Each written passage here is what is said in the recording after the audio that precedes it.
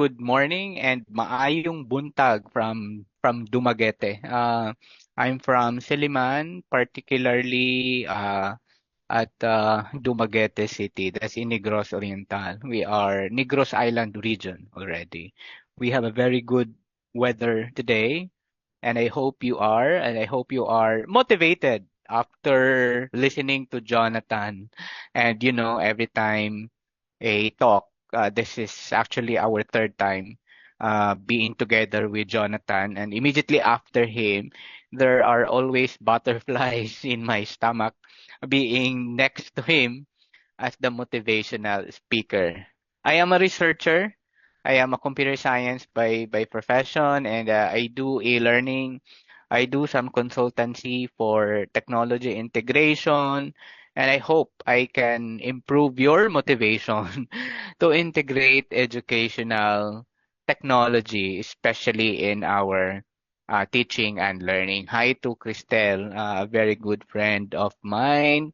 And who else? Yes, maayong buntag for those who are Bisaya speaking. And magandang umaga sa lahat. Maayong aga.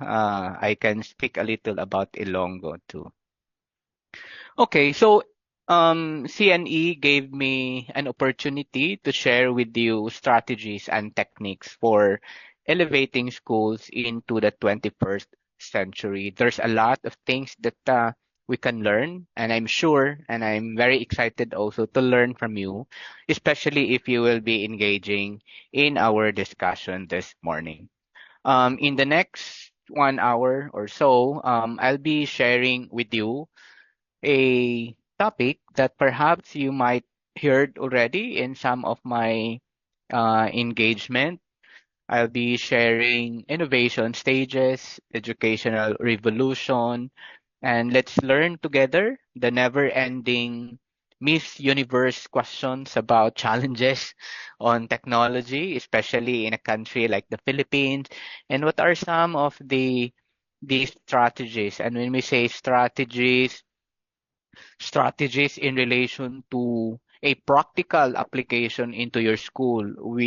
May, Perhaps many of you will say, we cannot compare our school. We are just a small school, sir, compared to Silliman and so on and so forth. But there are variety of techniques that we can share and that we can do also, and variety of strategies. And towards the end, I'll be sharing some of the recommendations and do some concluding remarks for us to take off.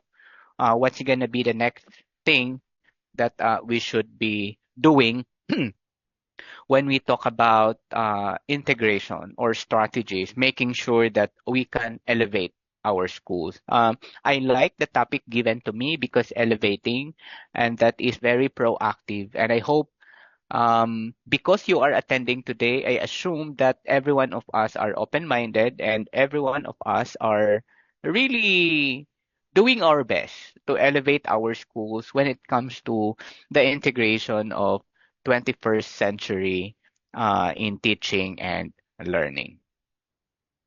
Okay, before I'll start, let's have a CNE exercise first. It's a contemplate and examine exercise. Oh, by the way, could you give me a thumbs up who are in the academe for at least 20 years? Oh, malalaman natin sino yung 20 years. Ayun, ayun.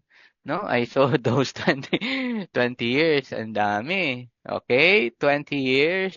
There are 270 in the participants. If you cannot give a thumbs up, if you're proud that you are in the academy for 20 years, you can put it in the chat box. Okay? And then Richie is also raising the hand. I assume that's a replacement or an alternative for a thumbs up. Okay, just more than 20. What about 10 to 20 years in the academe, either a teachers or administrator? 10 to 20. 10 to 20. Yes, yes, yes.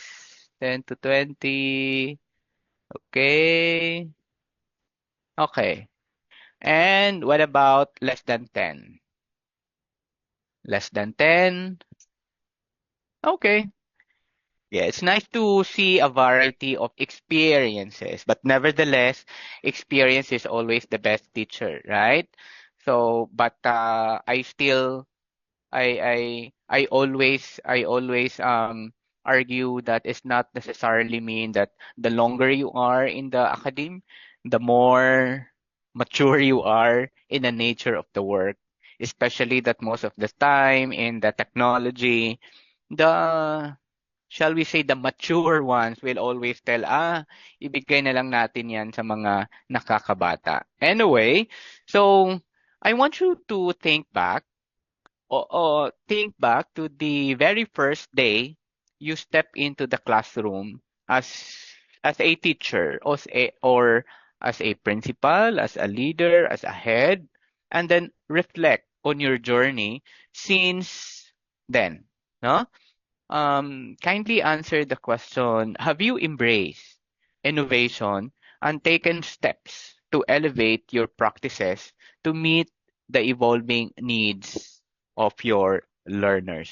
Have you embraced innovation and taken steps to elevate your practices to meet the evolving needs of the learners? I'll be giving you 60 seconds and randomly, especially most probably that I know on the list of the participants, I might be calling you. So please prepared in the next 50 seconds. I'll give you time to reflect on that and ask yourself, have you embraced innovation and taken steps to elevate your practices to meet the evolving needs of your learners? 48, 47, 46 seconds. I remember my first day because my first job is in sales and detailing. In sales and detailing. And I remember after that job, I applied for work without even have a concrete plan if I'm gonna be go to teaching or not. And then I said, I think I have to go to teaching. When I applied, I did not realize that I enjoyed it a lot. I enjoyed it a lot that made me now having a 24 years in the academe. 30 seconds, 29, 28.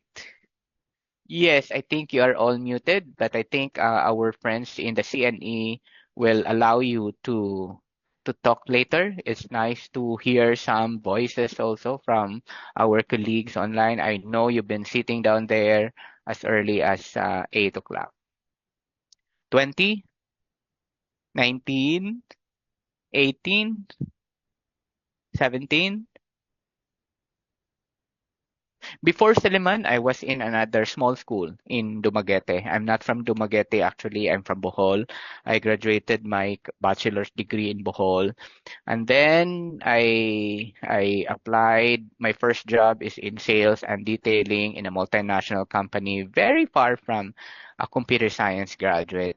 And then after that, I said the job in Makati is not for me, so I transferred and Dumaguete is one of my area. And I saw an announcement, immediate hiring for teachers, and I applied. And then a year later, I became OIC dean to that school because during that time, I was the one who had a at least 18 units in the master's degree. I finished my master's degree in Bacolod. That's why I know how to speak Ilonggo. And I finished my PhD at Silliman. I also finished my postgraduate in higher education in Boston University. No? So, 5, 6, 7, 8, 4, 3, 2, and 1. Okay, randomly. It's not random because I saw the name of Christelle. Have you embraced innovation and taken steps to elevate your practices to meet the evolving needs of our learners? Maybe our friends from CNE will allow you to talk. Cristel, DCC, Cristel, and Pal. So I hope we can promote her. And then Cristel will share. Cristel is from Davao Central College.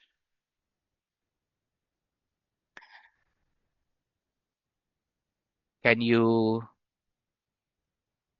can you speak up that? You have the mic, Cristel. You are given the opportunity. I do not have the microphone. Okay, that's fine. I'll just read.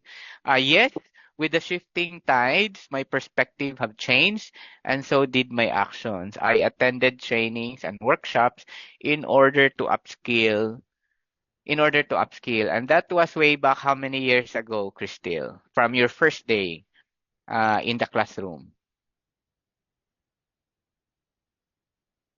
5 years? 15 years ago. So that was 15 years ago.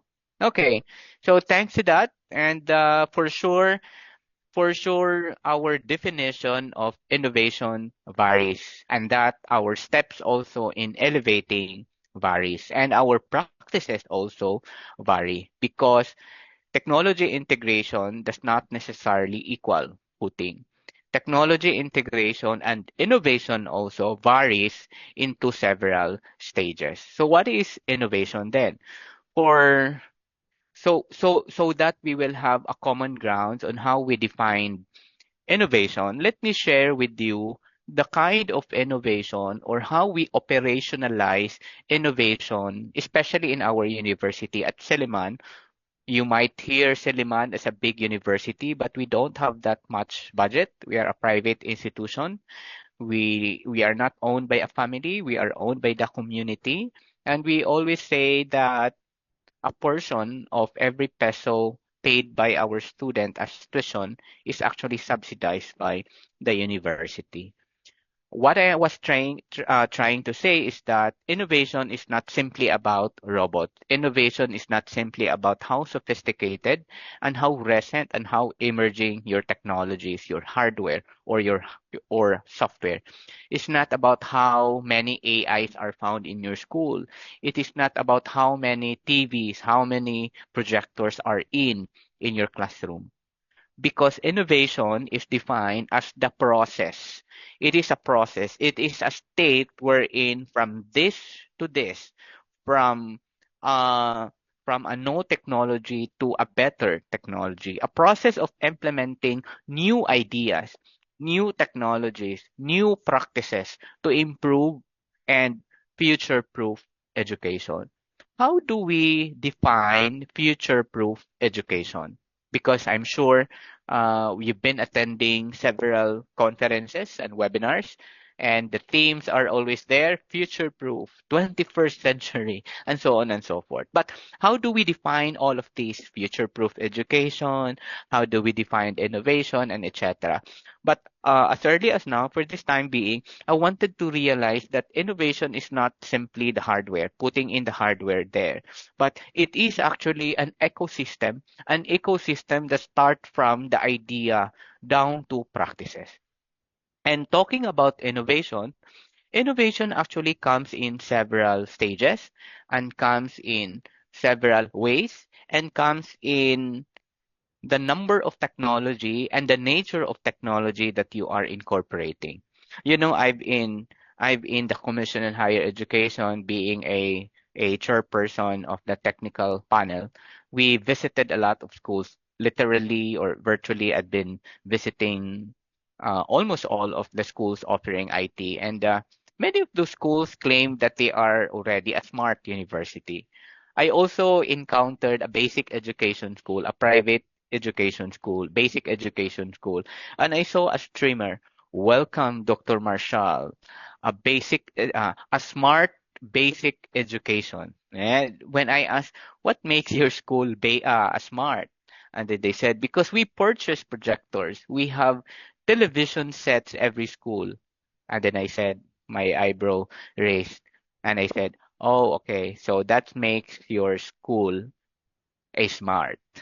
But it's not actually that way, because a smart classroom is a classroom that actually relates or that can record all activities inside the class. Let me ask you, what makes a technology smart? On the chat, what makes a technology smart? For example, smartwatch, smartphones, smart fridge. Oh, kasi social, di ba? Smart fridge. Pag hindi social, smart refrigerator, sabi nila. So, what makes a technology smart? Okay, digital. What else? What makes a technology smart? Digital. A cellular phone is digital but not necessarily smart. Fast? Well, a calculator is fast but not necessarily smart. Accessible. Well, we can access our folders, our files, but not necessarily smart. Advanced? What makes it advanced? Yeah. So what makes a technology smart? Okay, let me give you a very concrete example.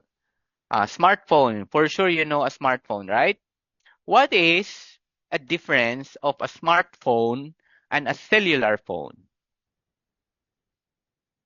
What is in the smartphone that is not present in the cellular phone? And when I say cellular phone, I am referring to Nokia, I am referring to Bosch, I am referring to Microtac, and the old cellular phone. What is in our current? Yes, very good. You hit it, Jonah Lisa. Because there is internet. That makes that makes actually that makes actually a technology or a thing connects to the internet, connects, record, and so on and so forth. That makes a technology, a process, a smart. That is why it's called smartphone. Who would have thought our smartwatch? Our smartwatch can record how many steps we have, what is our BP, how good we are in terms of sleeping conditions, and all of this. This actually merge technology and some biological aspects. Ika nga, sabi nila, in the third generation of computers, it's called the Internet of Things. Okay, so it is user friendly, yes, adaptability, yes, but one major feature of what we call smart technology is there is internet. It is accessible 24/7. Going back to my example, so our room sir is smart room already. Bakit smart room? Kasi meron TV. Tapos nung tiningnan ko yung TV, hindi naman smart TV, LCD pa lang, no? It cannot still record all activities. When I ask bakit nagiging smart university or smart college or smart basic education, when I check the Wi-Fi, sinabihan ako, Sir, pasensya po, the Wi-Fi is not good today. Hindi siya smart. Yes, there is Wi-Fi, but there is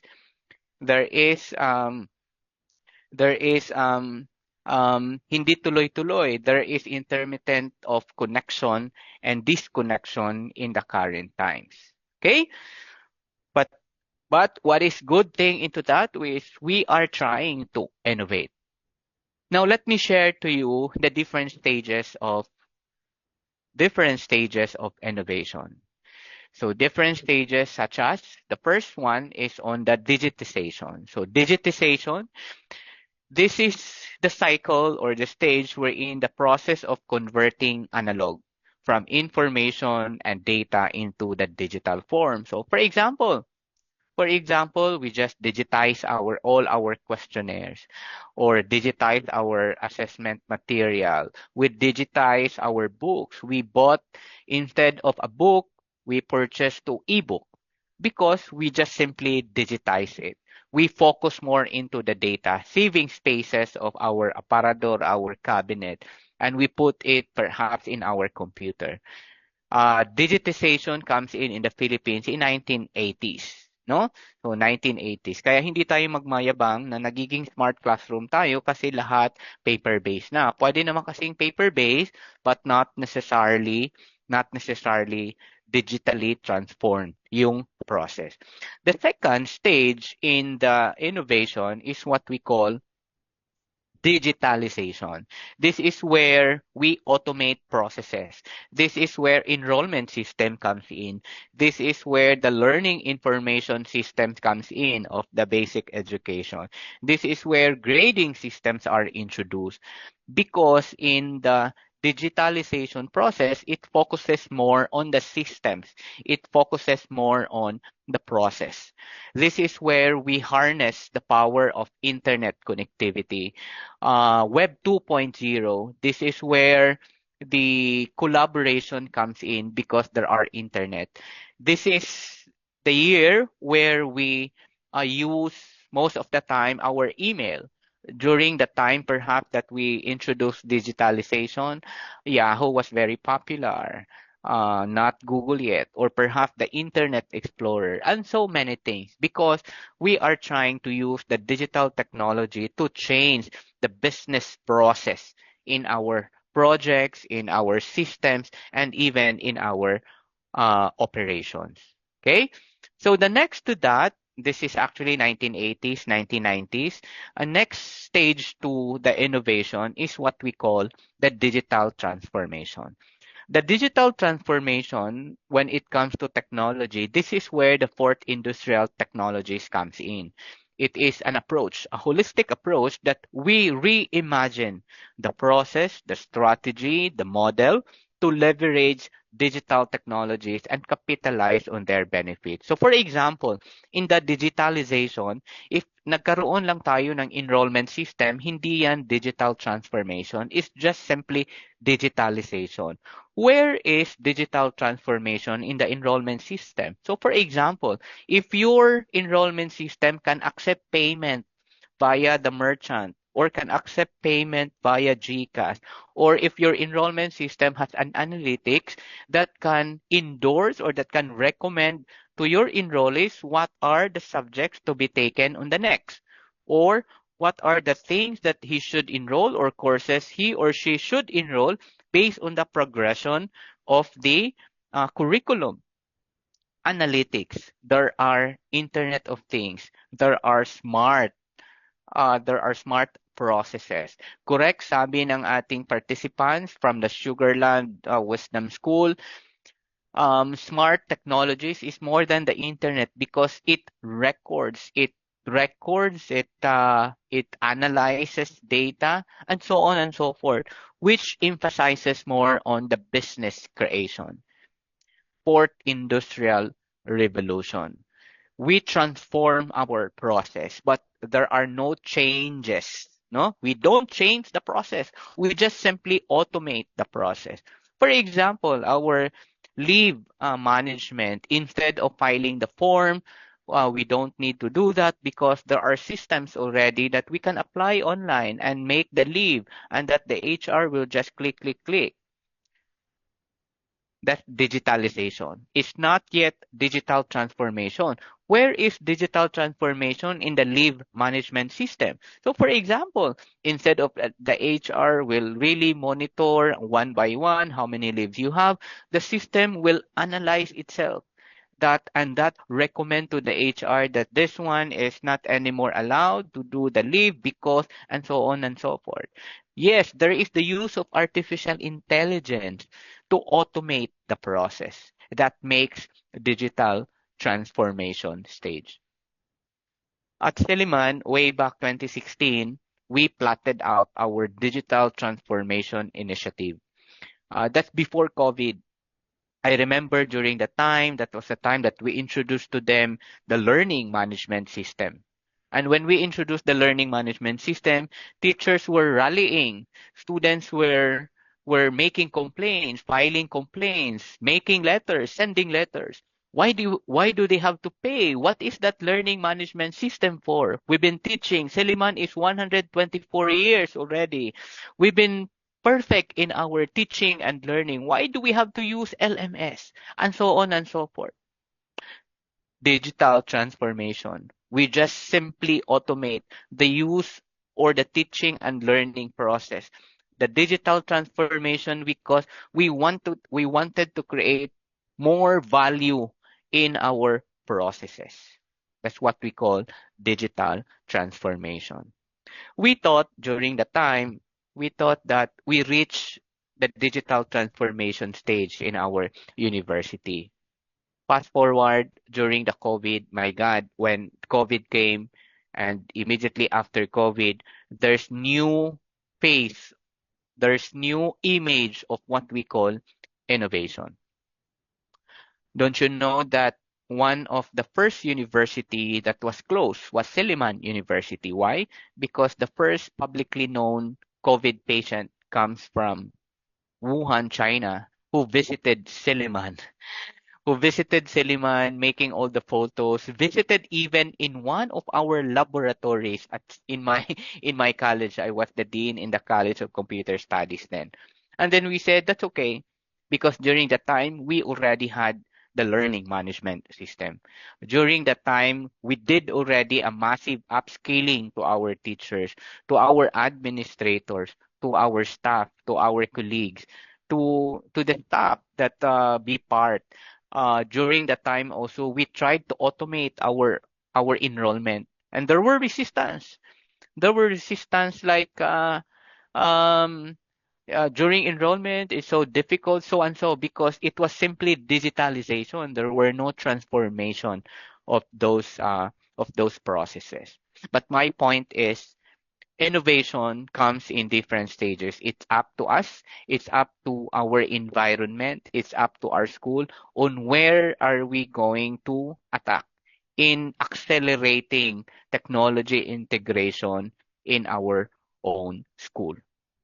Immediately after COVID, there were there were terms that were introduced.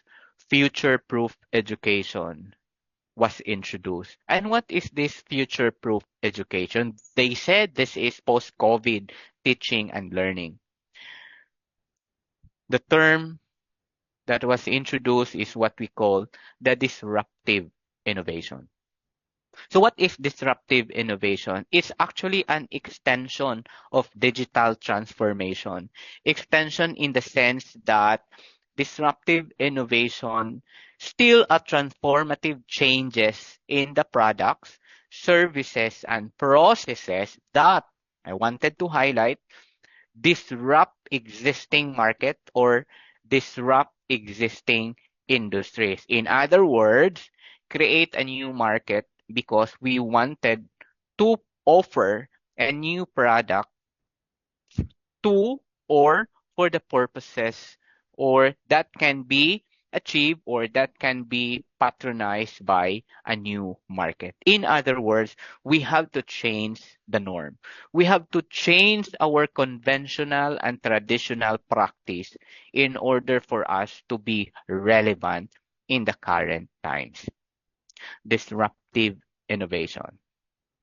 For Silliman is in existence for 124 years. When I introduced to the academic community about it's high time to offer a full online degree program in the university. And the academic community at Silliman was not ready initially because we preserve culture. We preserve the way of teaching and learning, the whole person education. What about the church? So common questions during the time. How are we going to embed the Silliman spirit, the faith component in an online degree, the church component, and so on and so forth. And that was normal. To me, that was normal because we are trying to change the norm of teaching and learning then. And luckily, I was able to convince the community that even if from enrollment to graduation, our students need not to come on the campus, we assured that through also the technology, we can still preserve the whole person education that Seliman wanted to imbue in our graduate. So what is disruptive innovation then? Disruptive innovation, this is where the time that generative AI came in. Still fourth industrial technologies, but married or enhanced or improved by the generative AI because artificial intelligence was rampantly used in the digital transformation age. And when Generative AI came in, it disrupts everything. We have no choice. We have to disrupt even to the classroom orientation, even into our assessment. I will tell you later on, colleagues in the academy, that we have to change our assessment. We have to change how we define engagement because students are trying to define engagement, teaching or teacher to student, student to content, and student to assessment.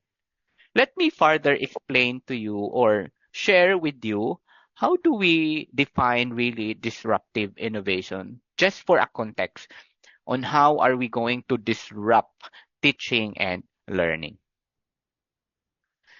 Disruptive innovation it refers to transformative concept or breakthrough that disrupt existing markets or industries.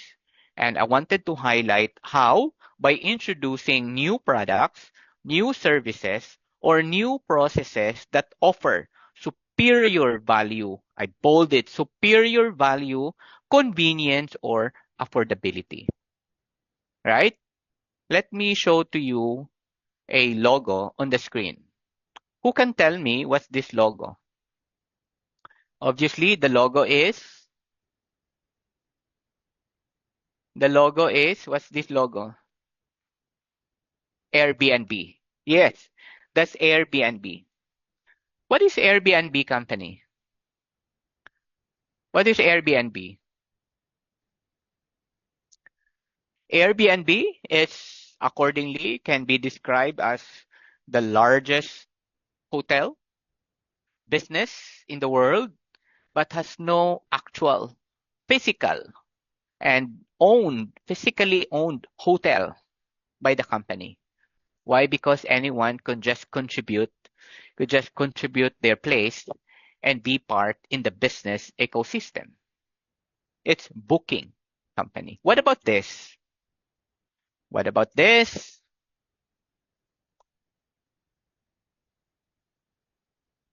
Oh, ang bilis, no? Pag food talaga, Pinoy talaga, ang bilis. Pag food talaga, ang daming mag-react, ang daming mag-comment, ang napakadaling mag-engage. Pag food. Pag food yung topic. So that's Food Panda. And what happens to Food Panda? Food Panda, one of the largest, again, parang virtual restaurant that has no physically owned restaurant. Because, again, you can just order your food online from your tip of your finger down to your door. And why do you think all this, I mean, to the Airbnb and Food Panda, people are patronizing it? What about this? Anyone? What's that logo? Netflix. Very good. That's Netflix. And Netflix, who would have thought that we can watch movie inside our own bedroom or even in toilet or even when we are traveling on transport our way while waiting for the long queue in the banks or somewhere else, we can watch Netflix. Very comfortable, right? Comfortable. And you can name it Grab. You can name it a lot of this, no? And why do you think people are patronizing this? Easy access, easier access. What else? Research shows the number one, the number one that people are patronizing this comes with letter C. And yan, nabullseye ni Miss Pakibot. Okay? It's basically because of convenience. It's not low cost actually, ma'am. If you will try to look at it, it's expensive than buying it actually in person. No? Or perhaps I'm actually referring to Grab, or perhaps if you're referring to Lazada or whatsoever, I think yes, they have a lower cost because of space, because of rental deduction, and so on and so forth. But research shows, especially for online bookings and others, research shows because of convenience. Let me share with you a very funny story of my colleague. The house of my colleague is actually like 20 steps away from Jollibee.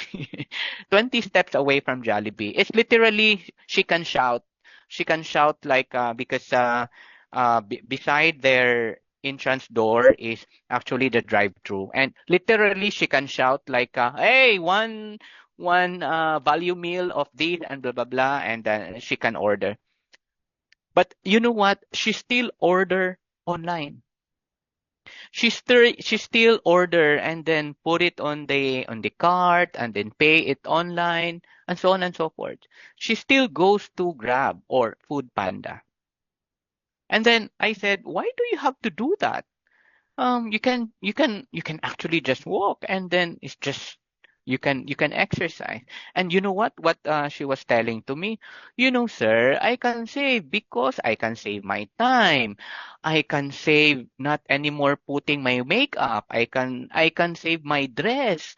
I can save the time of combing my hair and so on and so forth.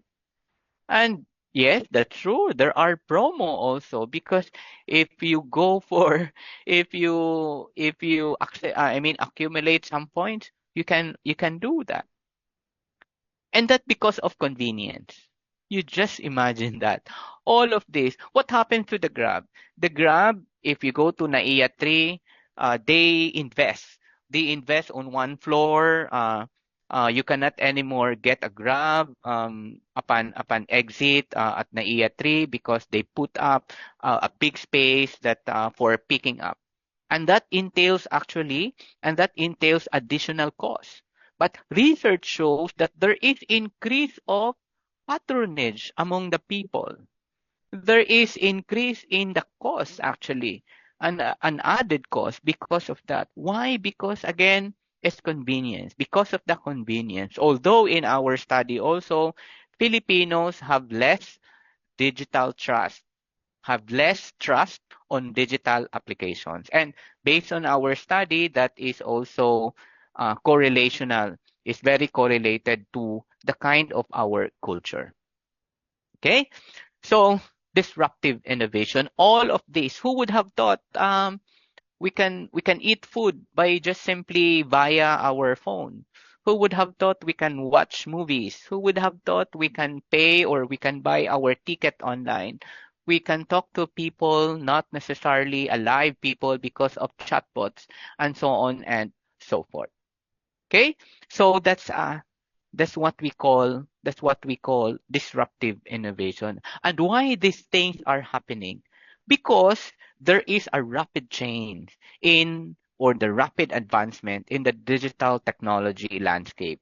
Especially and because of this change, because of the rapid advancement in technology, it continues to reshape teaching and learning that necessitate that education involves tandem with the industrial revolutions.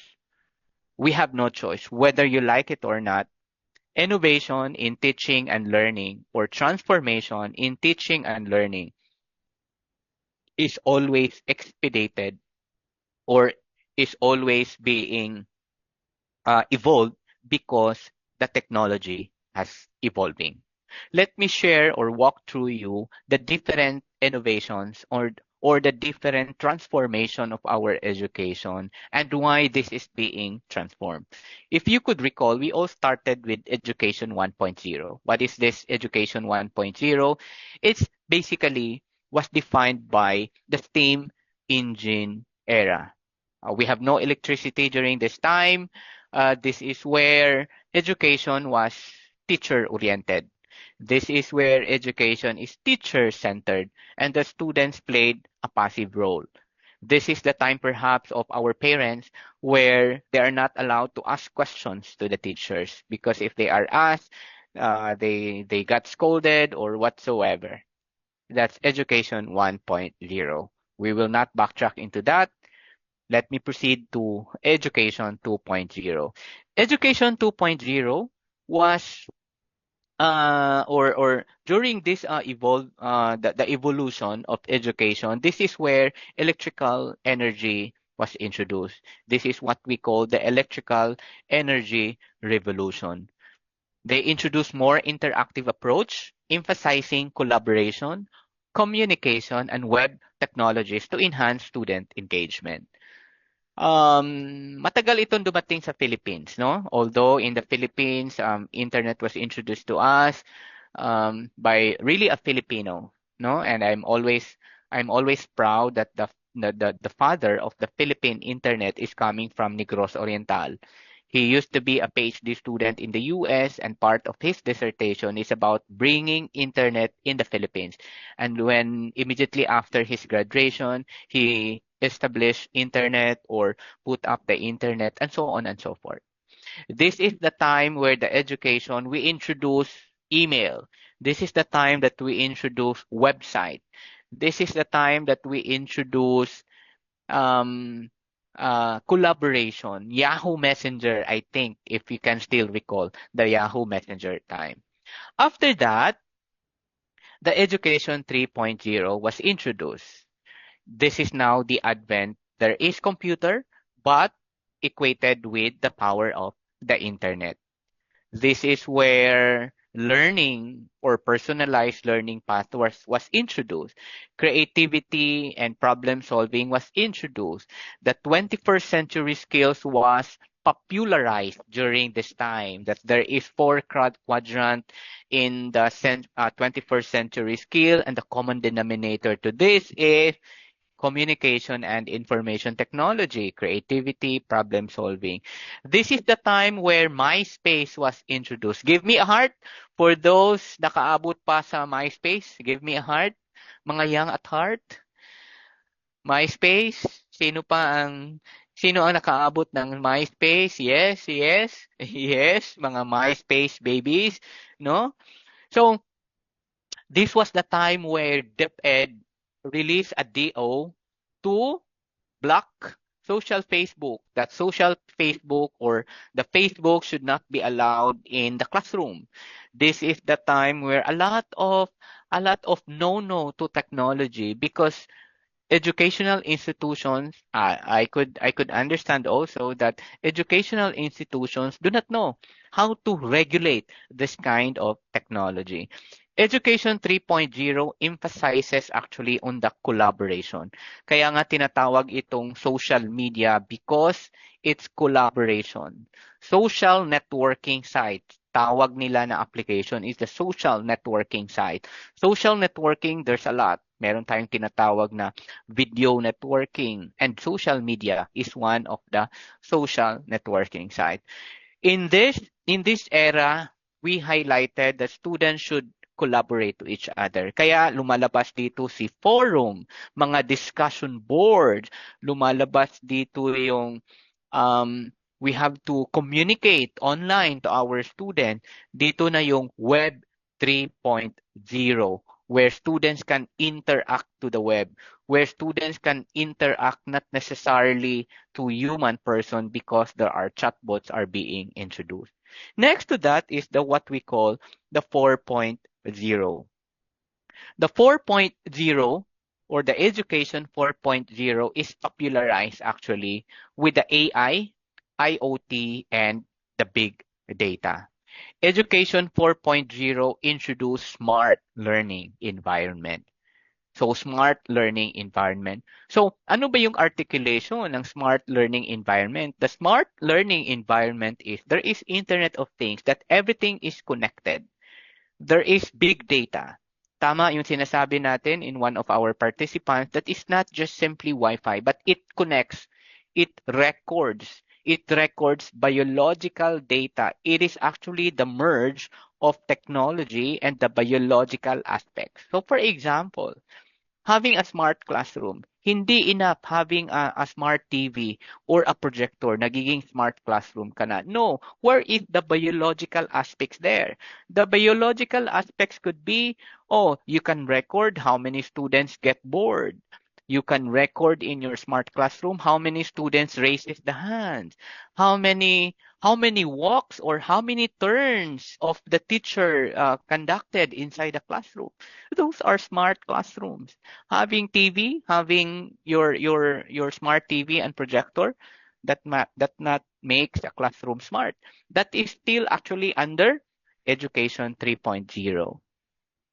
I have this advisee, a Master's of Education students, and she said, "Sir, I wanted to understand engagement in the class, but I wanted to innovate it. I don't want to do a conventional and traditional way of conducting survey of how engaged the students are inside the classroom." Why? Because in their classroom, in their primary school, a private school, they put up a smart system. They have a smart TV.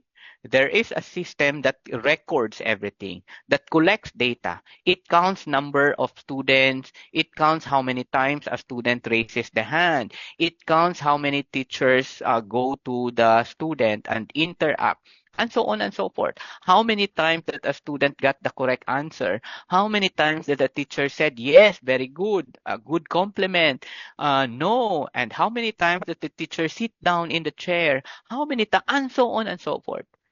Records, Internet of Things, big data. So with that, my advisee got a very good result in the thesis, and we found out that in that study, in that case study, or the data, she found out that teacher in the fourth quadrant of the classroom, teacher often go only to the first and the second quadrant, do not go to the third and the fourth quadrant.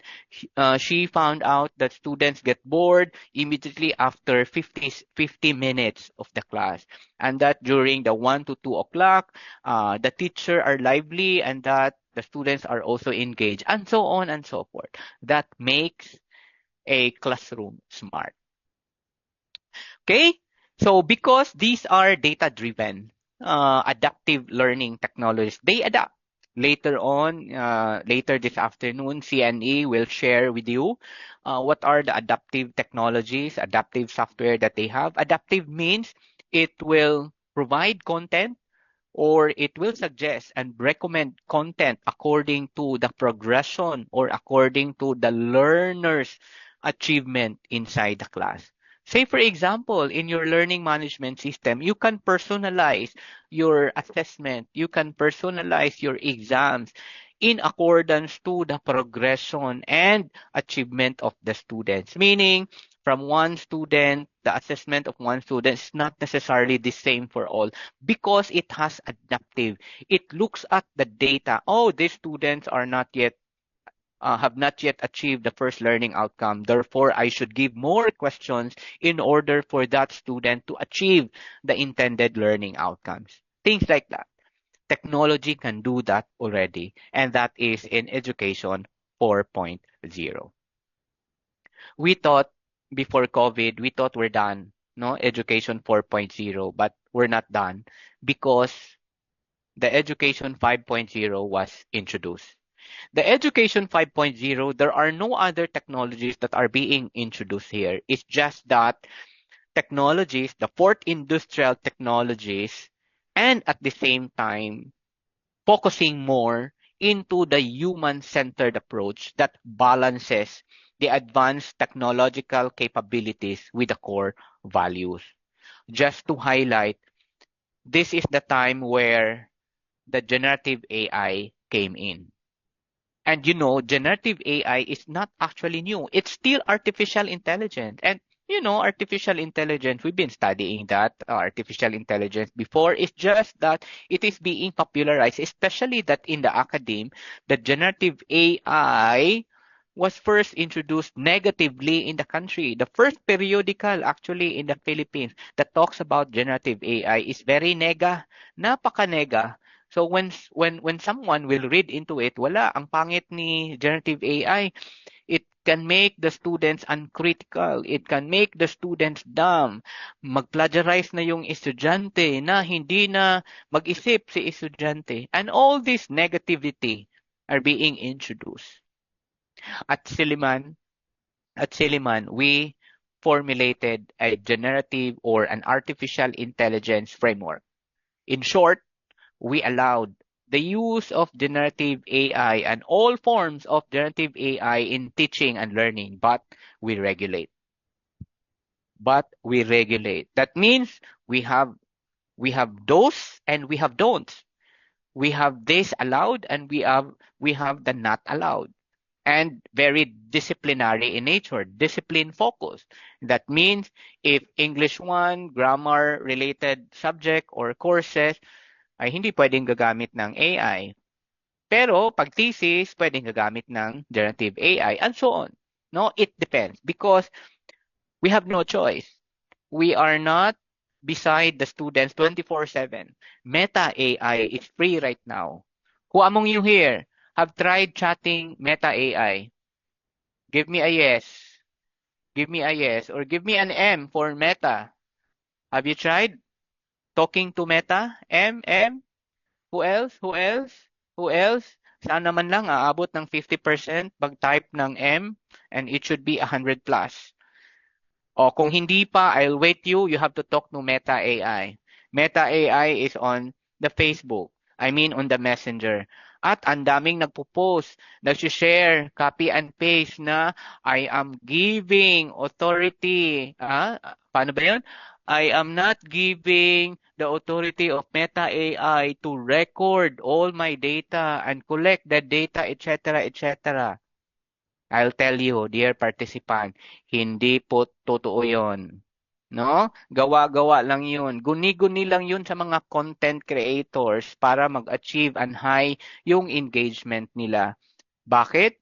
Kahit gaano pa kahaba yung sinasabi mo na post sa wall mo na I am not allowing Facebook or Meta AI to gather data sa akin.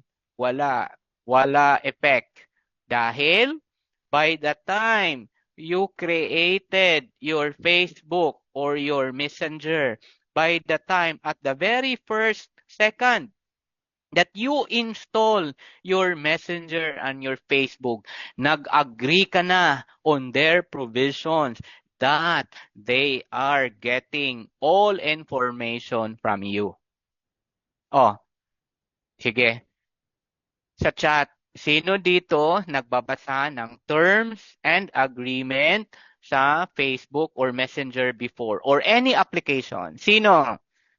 Sino? Kasi bigyan ng award. Oh, talaga. Ay, very good. Meron pa rin binabasa. 'Di ba ang haba, ma'am? Ang haba, no? Ang haba. That's very good. Meron pa rin. Ako, honestly, I don't read anymore. Kasi pag binabasa ko yun, and naintindihan ko yun, sangkatutak na mga terms and agreement, the tendency is matatakot ka and that you will not proceed creating all those accounts. No? For example, sinong mahilig dito? Ang daming games sa Facebook. Yung games na sinong kamukha mong artista? Sino yan? Sino yan? Sinong naglalaro ng mga games na ganyan? Si Sir Mark. No, sinong kamukha mong artista? Or pag hindi, how do you look like 60 years from now? Tapos flattered naman kasi ang mukha parang si Don Zulueta, no? Na ang layo naman talaga kasi AI lang yung generate. Pero bakit yung mga tao nag-subscribe pa rin sa ganon? Entertainment and engagement based on our research. Dalawang reason. Dahil na-entertain sila and na-engage sila. Kasi itong mga apps na ito are very engaging. Kaya sabi ko, and I'm not sure if Jonathan mentioned this, students now, the alpha learners right now, they are trying to define their own engagement in the class. They are redefining engagement in the class. No? And minsan natatakot tayo, natatakot tayo or we don't like if we have received a lot of advertisement about this and about that. Kasi naman naglalaro tayo at hindi natin binabasa yung agreement. Ang sabi kasi ni agreement, once you play, once you agree that all your information can be sold or can be shared to another party. And that we have no choice. Ganun talaga ang kalakaran online. No? So that is why Education 5.0 is attacking on the human-centered approach. We have to regulate, we have to formulate policies and guidelines for our students to equip, to the complex real world challenges. I am telling you this because the market, the industry actually put pressure that AI, generative AI should be embedded in the curriculum. No, should be embedded in the curriculum. Bakit? Tingnan mo, ang daming news na there are 1,000 plus workers, no, are being laid off kasi they need people that have qualities who can work in AI ready workforce or workplace. But on the other side, nag-release naman ng news na there are 2,000 plus new jobs, AI ready jobs. So what does it entail? It entails that we need to be upskilled, we need to unlearn, we need to relearn. So ang kailangan, in other words, dear colleagues in the academe, wala tayong choice. We really have to embrace, we really have to elevate our schools, especially on the generative AI context. So with that, let me synchronize this, that from digitization, we also have the digitalization, then digital transformation, going to the last stage, which what we call the disruptive innovation. So where is education 1.0, 4.0, and so on and so forth? Digitization, this is actually the entire phase of the education 3.0. So what happens during the education 3.0? Actually, ito yung sinasabi natin na the time of before COVID or the COVID era. This is the time that we learned so much. So when Education 4.0 was introduced, it's actually on the digitalization and half of the entail of the digital transformation, while the Education 4.0 is a portion in the digital transformation towards disruptive innovation. And let me share with you that in the Education 3.0, digitization, remember, long time ago, there were many advocates already introducing e-learning. But long time ago also, many of us, especially those mature mature teachers or yung mga yung naka-establish na, ang daming nagsasabi ay hindi na kami mag-IT, hindi na kami magte-technology kasi tagal na ako sa teaching and learning and so on, no? I'd like to share. I'd experience, no? Pinamukha sa akin talaga na, oh, Dr. Marshall, I've been teaching 25 years. Nakapag-produce na po ako ng mga lawyers, nakapag-produce na po ako ng mga doctors. Wala naman technology before, pero effective naman ako. So sabi ko po, yes po, no, with all due respect, tama naman po 'yon. Pero try mong magtuturo ng mga alpha learners, Gen Z learners ngayon, for sure boring ka na po, ma'am, no? Baka kailangan mo pong palitan yung strategy natin, no? Dahil iba na talaga. I'll tell you, in our research, my research laboratory, we've been studying about engagement. We've been studying about instructional designing according to the preference, according to the student-centered need. Ibang-iba talaga, no? So, during the COVID, we were introduced a lot of mechanism or mga techno-pedagogical activities such as our cybergogy. Ano itong cybergogy? Cybergogy, dito na-introduce yung mga forum and etc. And then during the COVID time, when we were back from flexible learning to limited face-to-face, meron tayong tinatawag na pedagogy. Pedagogy, these are a peer learning. So peer learning nga, pero ang hirap naman mag-connect ng estudyante. Kaya kailangan natin ng technology for the students to connect each other. Yotagogy. Yotagogy is an extension of the self-directed learning. May mga tanong, may mga complaint before that I've been receiving. Sir, napaka-unfair talaga ni estudyante. Overnight, gumagawa ako ng video. Nagka-eyebags na ako, sir, overnight. Wala nga akong tulog. Kakagawa ko ng video, pero grabe, napaka-unfair. Hindi man lang na-view ng estudyante, hindi man lang na-download ng estudyante yung video. So, I look at the video. Nung tinignan, no, my God, una, wala ka makikitang visuals, puro lang ilong ni teacher nakikita kasi yung camera napakalapit sa mukha ni teacher. Pangalawa, ang haba-haba, 5 hours yung video. Naku, my God, in our research, nag-decrease yung engagement time. Colleagues, pag gusto mong gumawa ng video, dapat hindi mahaba. It should be not more than 7 minutes because research shows that in the video production, boredom of the students, of the learners strikes after 3 minutes. So pag nag-sub-down, nagda-down na yung ano nila, interest of your video at exactly 7 minutes. So pag gumawa ka ng video, ilagay mo sila yung most interesting topic mo that you want your students learn, put it on the first 3 minutes. Kasi mag-i-increase yung interest nila. At the start of 3 minutes, boredom will come in until on the 7 minutes. Anong mangyayari? Dito nyo nakikita na yung learners nyo mag-start na mag-scroll.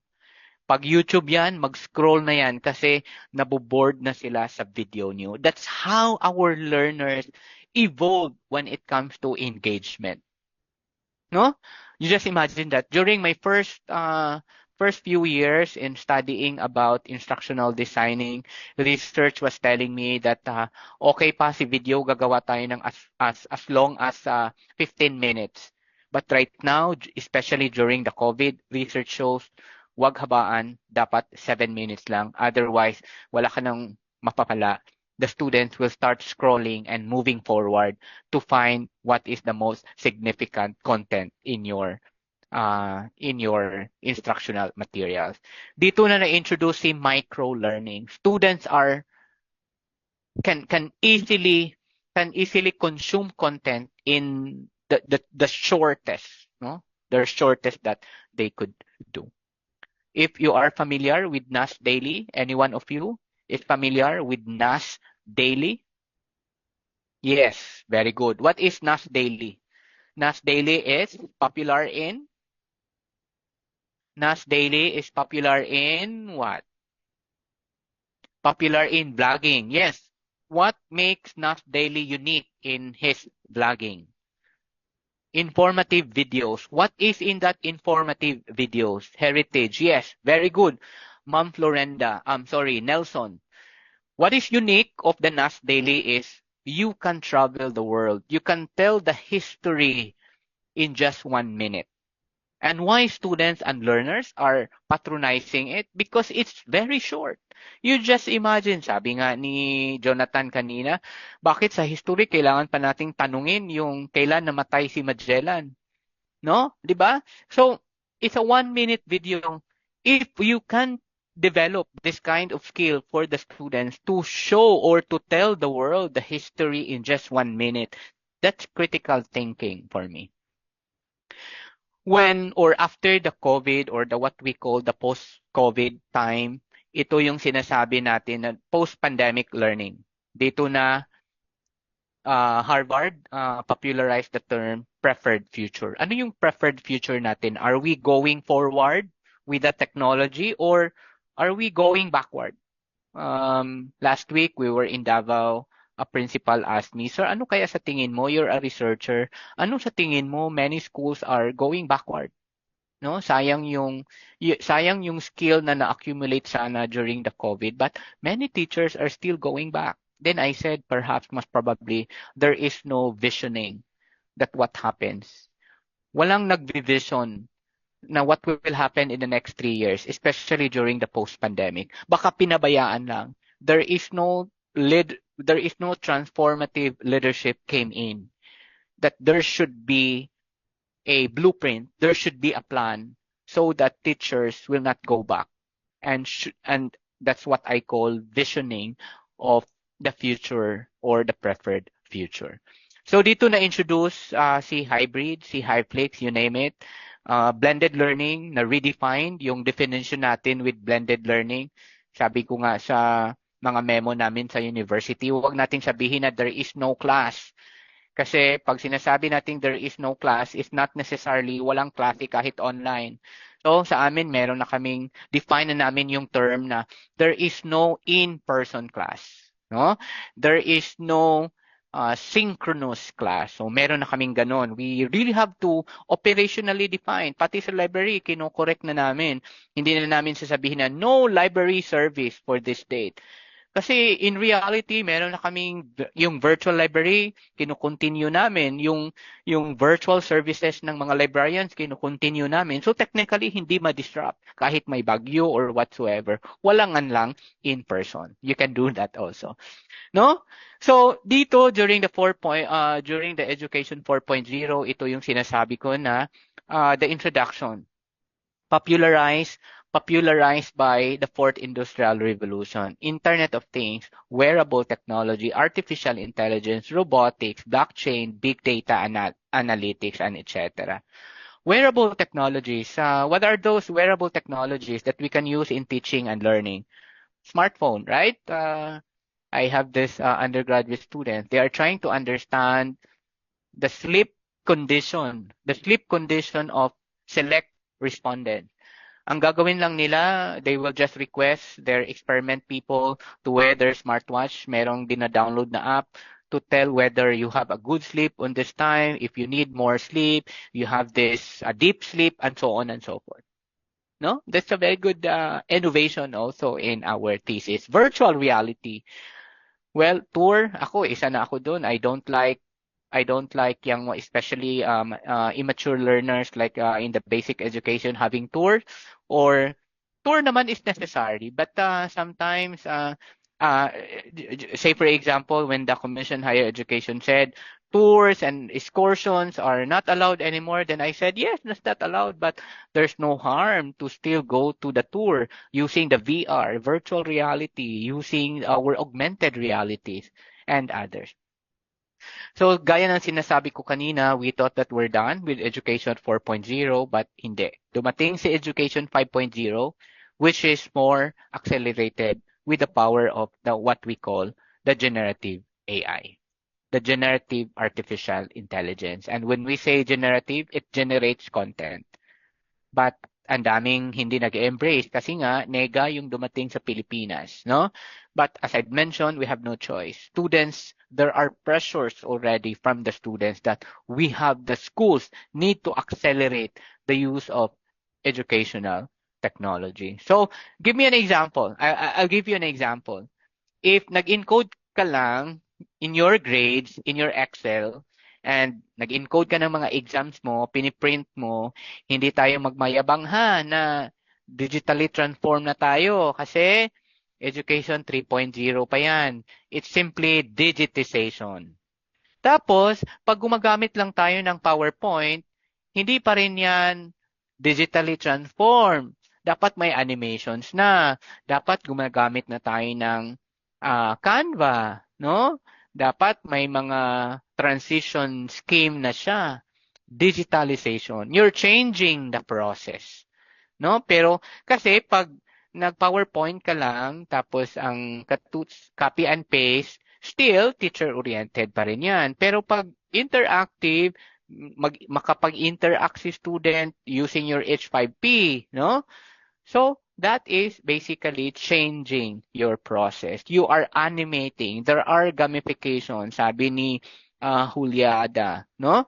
And the use of your learning management system, yan. The use of learning management system, pwede na tayong sabihin na our school is digitally transformed kasi meron na kaming learning management system. We introduce synchronous learning kasi most of the learning management system is capable of what we call adaptive learning, capable of having personalizing the learning of our students or our learners. And that in the Education 5.0, pag pag meron ka ng LMS, plus nag-subscribe ka pa ng mga personalized learning software from CNE, may mga learning path na, may mga creation of content na according to progression, may automated feedbacking, may progression modes, may mga chatbots, no? Those are actually in the disruptive innovation. Disruptive because you are changing the conventional teaching and learning practice. You are changing it. You are changing it not because for your comfortability, but you are changing it to be relevant, to be appropriate, to be interactive, to be to put the students on the center on your teaching and learning activity. Is your school ready to thrive in a rapidly changing educational landscape? Yun ang tanong. But sir, ang hirap naman kasi sir, ang daming challenges. Yes, tama na po yung mga challenges na yan. No, meron naman talagang challenges. You know, ladies and gentlemen, I'm a computer science. In the computer science, we studied the philosophical aspect of it. And I'm telling you that in any technological development, there is an associated risk. No, there is an associated risk. What we are going to do, we have to regulate it, develop mechanisms and strategies in order for us to mitigate those problems. Let me revisit the problem kasi alam ko sasabihin nyo, may mga challenges, maliit lang yung school namin, sir, wala kaming pera, and so on and so forth. Sabi ko nga, Miss Universe problem yan, no? Palagi ko nang naririnig yan. But I'm telling you, I'm helping a school, a very remote school, walang electricity. Pero we were able to bring a technology to them. Yung first time na mga estudyante nakakita ng iPad, kasi I know a school na nagtuturo ng IT or nagtuturo ng parts of the computer na ang pinapakita, Manila paper lang, no? Pero ginawa namin paraan. I have to talk to an internet cafe. Sabi ko, the internet cafe, partner tayo sa school para yung computer time nila dito sa internet cafe, that the school will have to develop and manage on the security of transferring from the school to the internet cafe and internet cafe to the school. Partnership yung kailangan. Kasi in the Philippines, napakataas yung technological gaps natin. Technological gap and digital divide. In 2012 or in 2006, I started studying e-learning. I started studying about technological gap. Meron po talagang digital divide. Tama na po, meron talagang digital divide. Hindi na natin ididig yan. Ang importante is we were able to mitigate how we can fill in those divide. Ang pinakamahirap, my dear teachers, pinakamahirap na talaga, yung resistance. Resistance from the principals, resistance from administrators, and much more resistance from the teachers. Sorry, but my research is always telling us that the young teachers and the young administrators are very open to embracing technology. And a few percentage for those adult administrators, mature administrators are hesitant, no? Are hesitant into the embracing, into the opportunity to elevate their schools. For number one, that they don't have the skills, that don't have the leadership to do the digital transformation and so on and so forth. But meron pong mga strategies na kailangan gawin. The lack of contextualized strategies for local schools. Hindi po pwedeng whatever Silliman is doing, you will just simply copy and paste it. When we launch our AI integration framework, the public can access into it. Many are emailing to me. Many administrators are calling me, Dave, can we just copy your integration framework? Sabi ko po, yes, you can copy. But when they look at it, ay, ang hirap pala, hindi pala ito applicable in our schools. Contextualization po yung strategy. But you cannot contextualize your strategy by your own. You need someone, you need CNE to talk to help you, to guide you in your partnership. And ilalagay ko na budgetary para hindi niyo na i-type. Budgetary and infrastructural limitation. Totoo po 'yan, no? Later on I'll tell you how we can mitigate this. Kasi nga 'di ba sabi, innovation is not just simply about technology, I mean hardware, the software. Innovation is about creating new ideas, new processes that you need to partner naman to help you with the budgetary and infrastructure concern. No? So these are some of the research I conducted, and totoo naman, may mga challenges.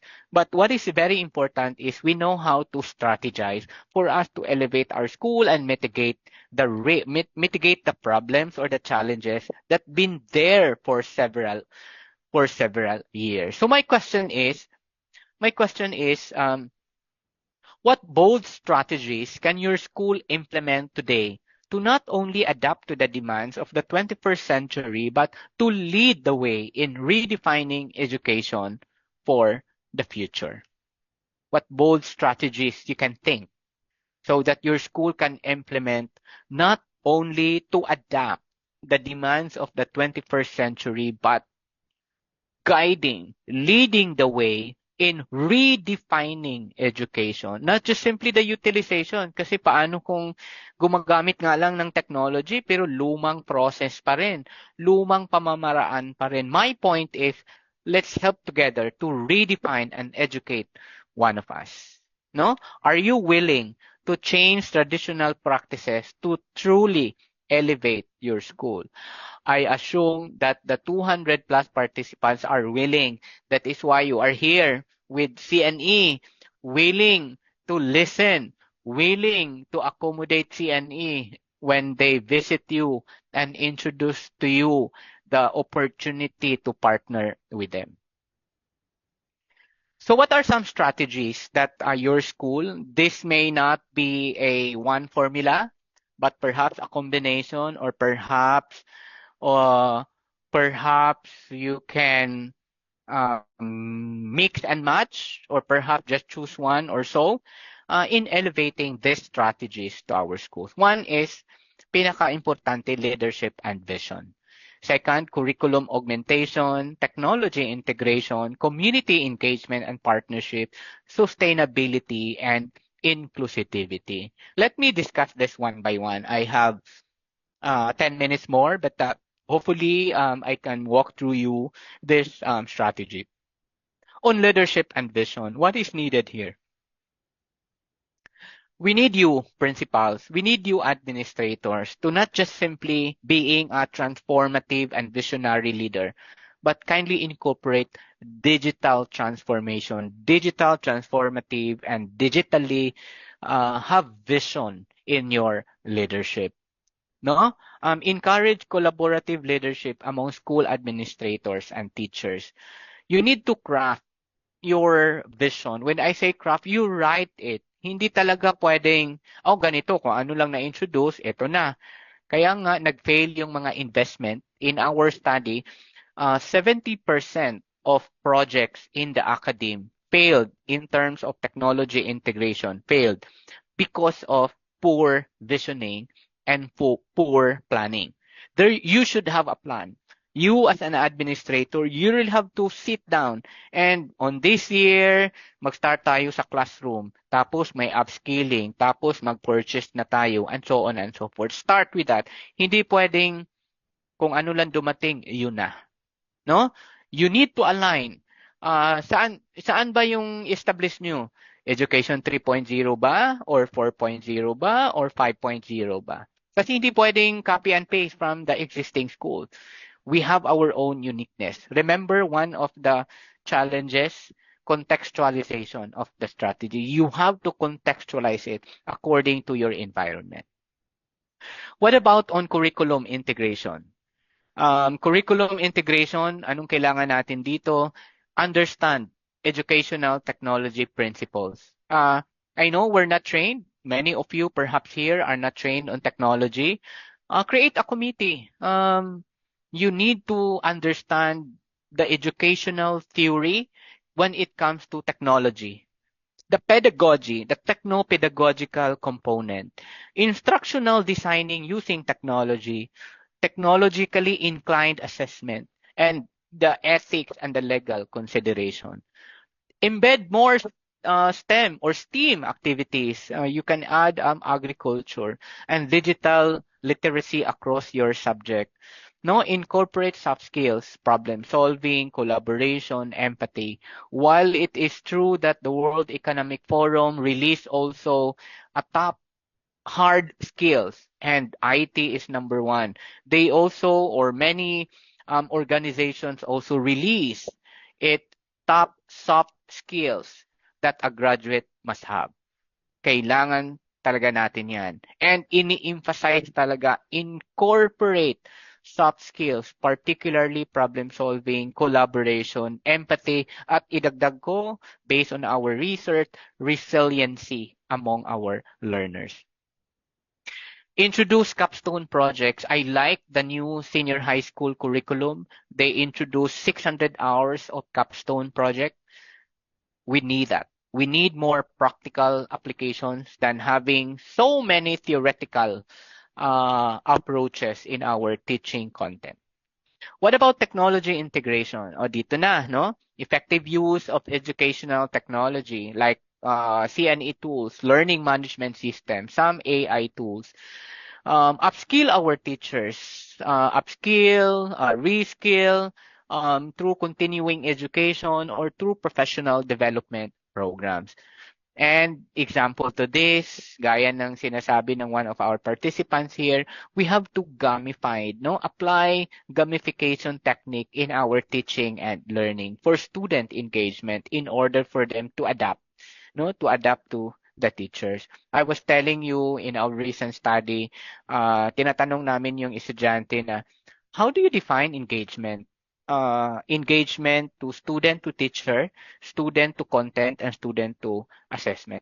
And very shocking, they said the kind of engagement for student to teacher, they said that the teacher should be able to respond to us 24/7.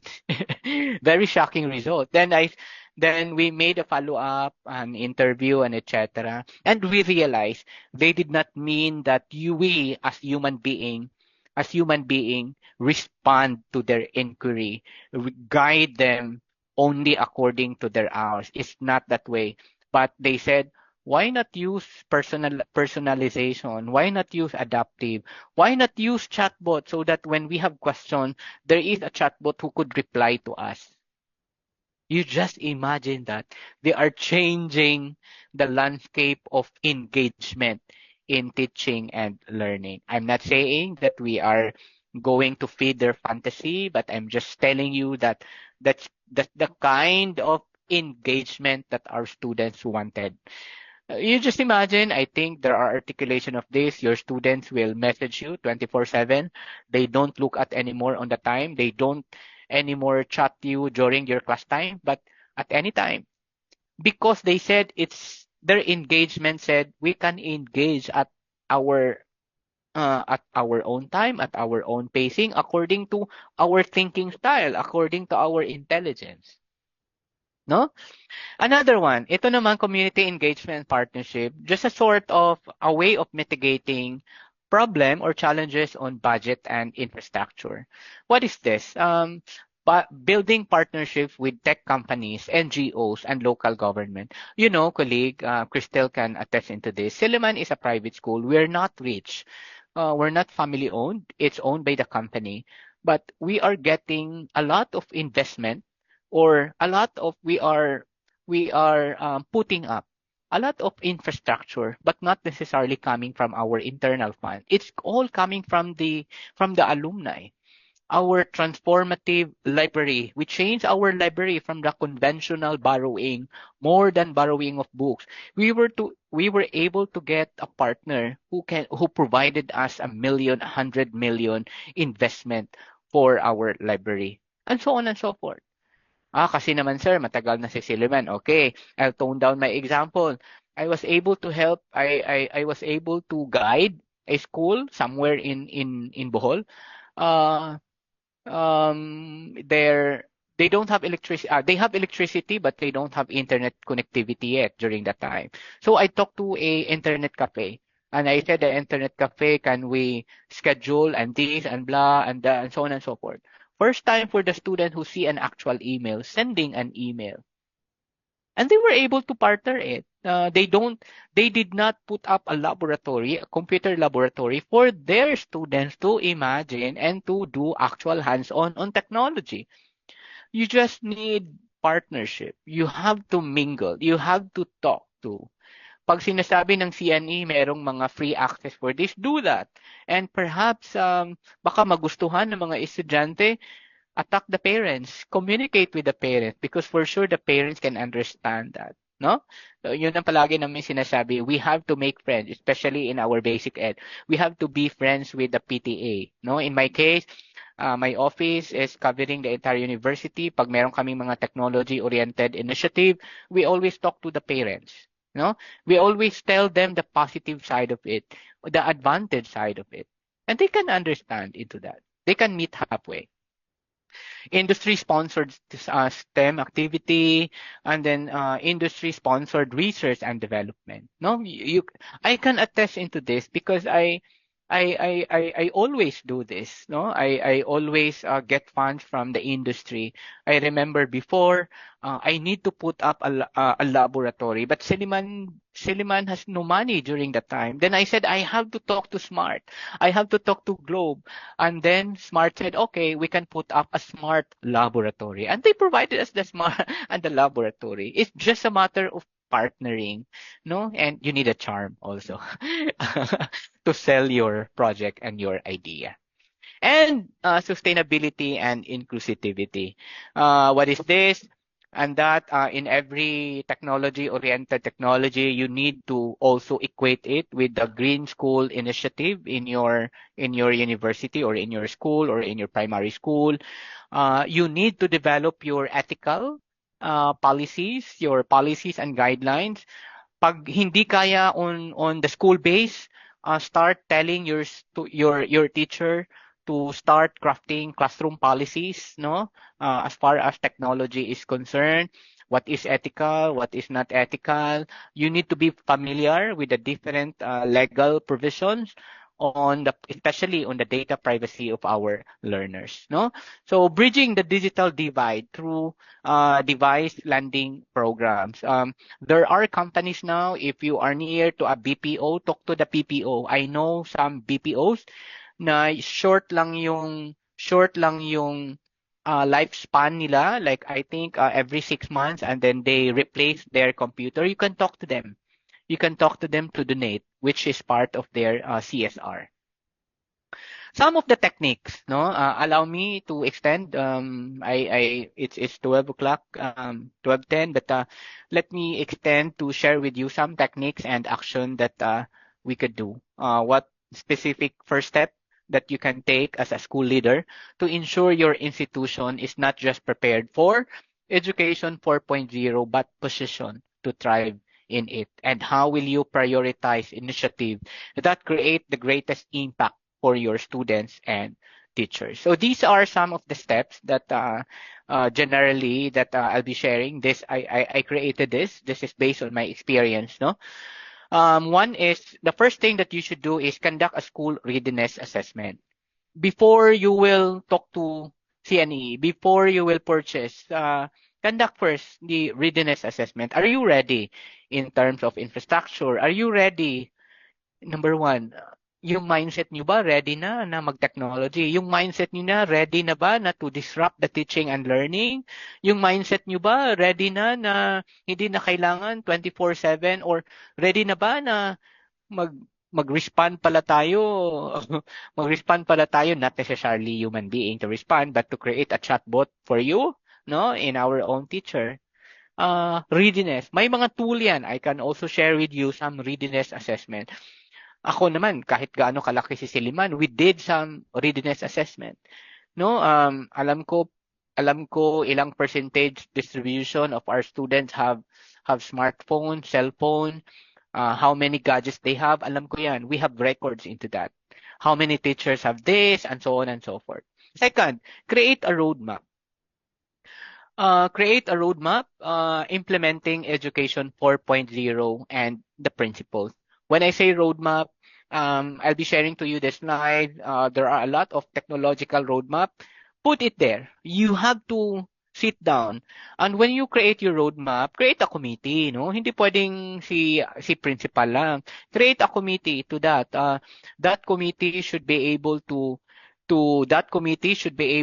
understand technology at the same time education. Hindi po pwedeng puro IT. Kasi si IT, napaka-harsh yan. Puro technical. Walang human-centeredness.